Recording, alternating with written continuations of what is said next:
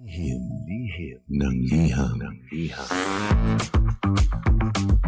Ang pinakamakulit na girlfriend mo sa balat ng radyo. Isang magandang morning sa inyong lahat! Ako pa rin po nag-iisang girlfriend mo sa radio. My name is Lindsay. Makulit pero may puso, handang makinig sa mga kwento mo. Alam mo, feeling ko kailangan mo na siyang iwan kasi it doesn't make sense. Ang kwento sa lihim ng liham.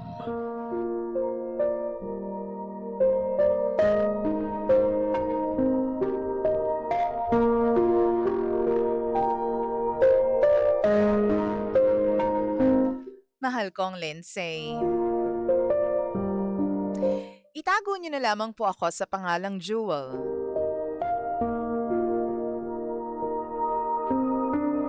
DJ Lindsay, 2 taon pa lang kami ng mister ko na mag-asawa.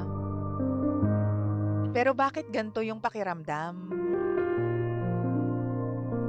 Ewan ko ba sa kanya?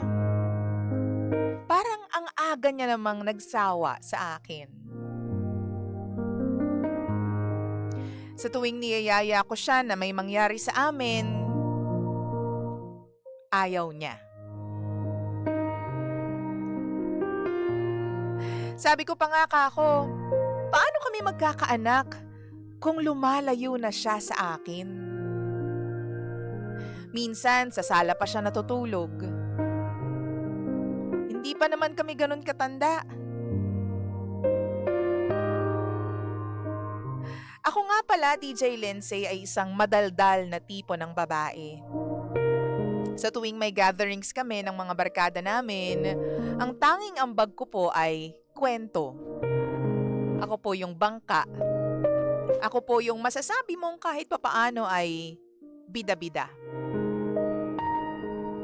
Makwento talaga ako. Malakas daw ang sense of humor ko, kumbaga. Ang sabi nila, ako ang nagpapasaya sa usapan.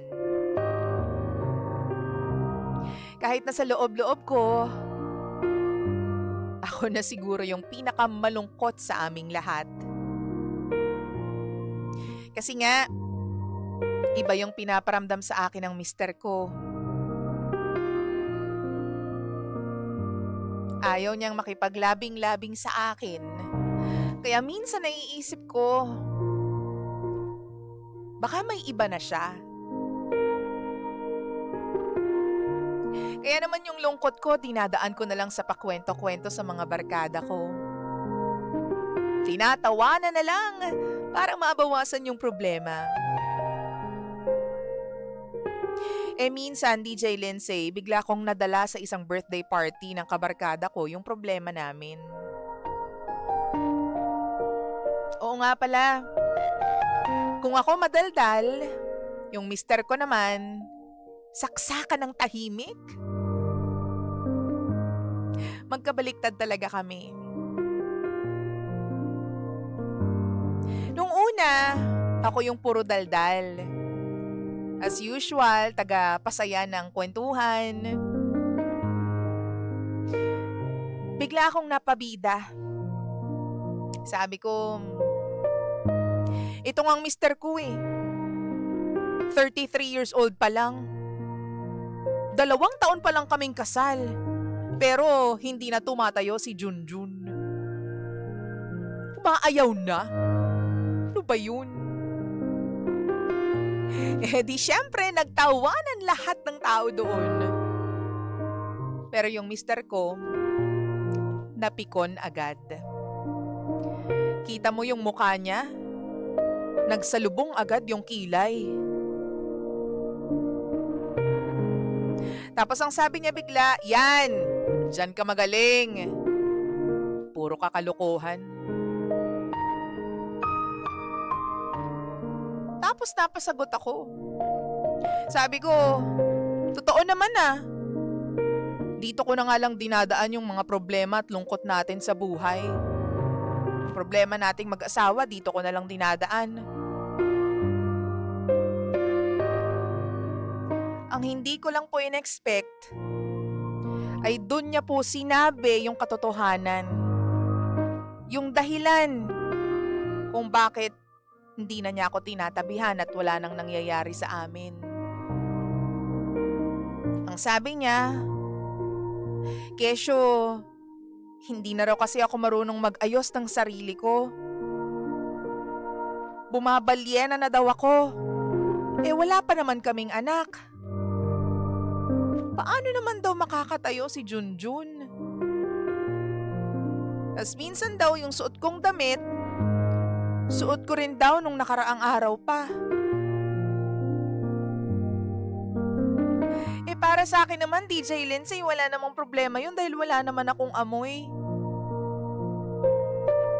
Hindi ko naman alam na big deal pala sa asawa ko yung pag-aayos.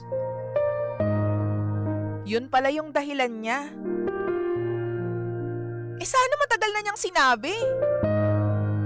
Hindi yung sa harap ng barkada namin, dun niya sasabihin yung rason. Alam ko naman, may mali din ako. Kasi dapat kaming dalawa yung nag-uusap tungkol dun sa problema. Kaya lang, dinaan ko sa kalokohan. Ginawa kong pampatawa sa barkada namin. Sa harap ng mga kaibigan ko. Ang pinakamasakit dito, DJ Lindsay, naikumpara niya pa ako dun sa isang bisita nila. Yun kasing babaeng yun, 2 na yung anak. Pero tingnan mo naman, ang galing daw mag-maintain ng sarili.